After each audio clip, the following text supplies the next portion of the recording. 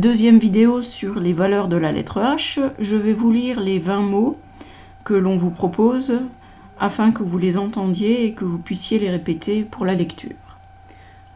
J'ai mis aussi les traductions en anglais pour Lévi, puisqu'il continue à travailler comme vous et à apprendre afin qu'il puisse apprendre le français de la meilleure des manières. Un homme. Alors on fait la liaison. Un homme, une histoire, du thé, un chapeau, un cheval, une douche, une vache, chez, hier, la richesse, un phoque, le téléphone, un éléphant, une pharmacie, une photo, un phare, une phrase, du chocolat, une ruche et une branche. Donc entraînez-vous correctement et continuez à noter vos scores dans les cases. Je les relèverai lorsque nous nous retrouverons. Ensuite, les exercices que l'on vous propose en dessous, ce sont des petites devinettes. Vous allez entourer ensuite la réponse à cette devinette et puis écrire le mot en attaché, en cursive, sur les lignes ici. Donc, je vous lis la première définition. Petit insecte noir qui se pose sur la confiture. Elle se pose aussi sur d'autres aliments. Je pense que vous avez deviné le mot. On l'utilise pour se parler à distance. Je vais vous donner les mots, le téléphone, la photo ou l'éléphant. Ici, j'avais oublié la biche, la douche et la mouche. Pareil, je pense que vous avez deviné la réponse. La troisième devinette, petit animal qui pique. L'hélicoptère, le héron ou le hérisson. Voilà. Et finalement, ici, le dernier exercice, il s'agit d'un jeu comme un mot croisé. Donc vous allez trouver, il y a des définitions à nouveau, il faut trouver le mot et l'écrire, la définition 1, dans les cases à côté du 1, situées à côté du 1. La femelle du chat, c'est la femme du chat, si je puis dire, on l'écrit ici. Une lettre dans chaque case. Une tour pour guider les bateaux la nuit. On écrit la réponse à côté du 2. Une culotte pour les bébés. À côté du 3. Le contraire de pauvre. Lorsqu'on n'est pas pauvre, on est... Et on écrit la réponse ici. Et un gros animal d'Afrique et d'Asie, avec une trompe. Vous avez reconnu. Le mot s'écrit ici. Normalement, les mots sont... les mots sont dans les 20 mots à lire, donc vous avez juste à les recopier dans les cases. Lorsque vous avez trouvé ces 5 mots, vous allez fabriquer un nouveau mot ici, que vous allez utiliser dans la phrase et écrire pour compléter cette phrase. Il a fait une sur son pantalon avec du café. Je tourne la feuille et voici la feuille d'exercice avec les valeurs de la lettre H. Dans le premier exercice, vous allez classer les mots dans le tableau ici, avec les mots avec un H muet au début, c'est-à-dire que lorsqu'on lit le mot au pluriel, on fait la liaison. Les liaisons, je vous les ai symbolisées par des petits traits. Comme ça, cela vous permet de bien les voir et de bien comprendre l'exercice et de prendre l'habitude de faire la liaison pour ces mots-là.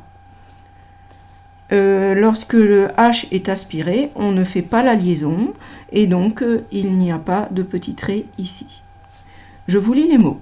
Des hirondelles, des hamsters, des hélicoptères, des hauteurs, des habitudes. Ah, je me suis trompée, il y a 2 fois le mot des hauteurs, vous n'écrirez qu'une fois. Des hommes, des housses, des habits, des hiboux, des héros et des haricots. Donc vous écrirez proprement les mots. Si vous n'y arrivez pas, tracez des lignes au crayon de papier pour écrire dessus.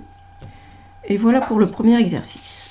Ensuite, pour le deuxième exercice, vous avez à nouveau un tableau avec...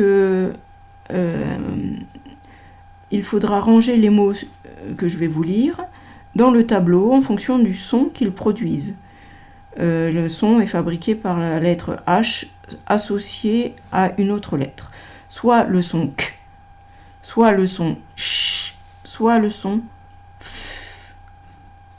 Donc je vous lis les mots afin que vous puissiez entendre le son produit par les lettres. Une chorale, une échelle, un cartographe, une pharmacie, le chemin, un chronomètre, un cheval, un cœur, un photographe.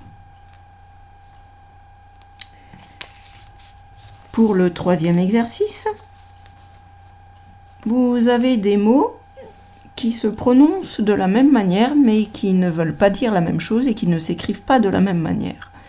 J'ai à nouveau écrit les traductions en anglais pour Lévi, et ces mots-là sont à utiliser dans les phrases.